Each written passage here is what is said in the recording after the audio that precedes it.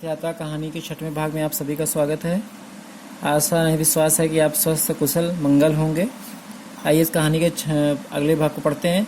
अभी तक हमने देखा कि लाजवंती तीर्थ यात्रा में जाने की तैयारी कर रही है, तभी उसे रात के समय अपने पड़ोसन के रोने की आवाज़ सुनाई पड़ती है, जिसका नाम हरू है। वह हरू से पूछती है कि वह क्यों रो रही है, तो वह अपनी समस्या उसे बताने जा रही है। हरू थोड़ी देर तक चुप रही, फिर धीरे से बोली, कुंवारी बेटी का दुख खा रहा है, रात भर रोती रहती हूँ, जाने यह नाव कैसे पार लगी। कुंवारी बेटी जिसका ब्याह न हुआ हो, ठीक है,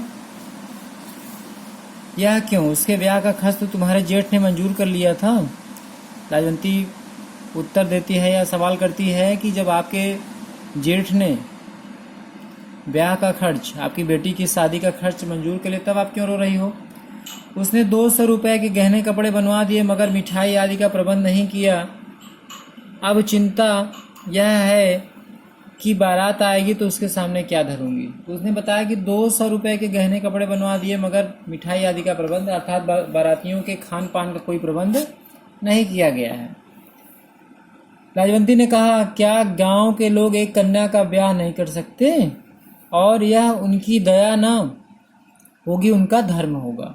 बहुत अच्छी बात यहाँ पे कही गई कि गांव के लोग चाहें तो मिलकर के एक कन्या का ब्याह कर सकेंगे, और यह उनकी दया नहीं होगी, यह धर्म है, क्योंकि कन्यादान सब दानों में सबसे बड़ा बताया गया है, सर्वश्रेष्ठ बताया गया है। हरों की आंख भर आई। वह इस समय गरीब थी, परंतु कभी उसने अच्छे दिन भी देखे थे। उसने धीरे से कहा, बेटी, मुझसे भी तो यह अपमान देखा न जाएगा, किसी के सामने हाथ फैलाना भी तो बुरा है। तो क्या करोगी? क्या कन्या कुमारी बैठाकर रखोगी? हरो के इस प्रश्न के उत्तर में वह दोबारा प्रश्न करती है लाजवंती की, क्या करोगी? क्या अपनी कन्या को ऐसे ही बिना ब्याहे घर बैठाए रखोगी?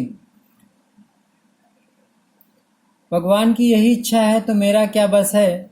उसे लेकर कहीं निकल जाऊंगी, ना कोई देखेगा ना कोई बात करेगा। अर्थात वो कहती है कि अगर ईश्वर की यही इच्छा है तो मैं उसे लेकर कहीं चली जाऊंगी, जब उसे कोई नहीं देखेगा तो किसी प्रकार की कोई बात नहीं करेगा।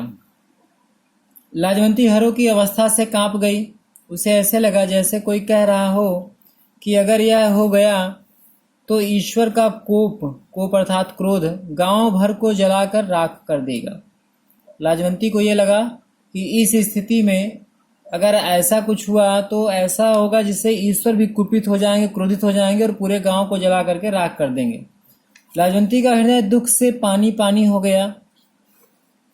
उसने कहा, चिंता न करो, तुम्हारा संकट मैं दूर करूंगी। यह बहुत ही निर्णय की घड़ी थी, जब इस प्रकार की बातों को सुन करके लाजवंती उसकी मदद के लिए आगे आती है। अब लाजवंती उसकी मदद कैसे करती है, ये हम इसके अगले भाग में देखेंगे।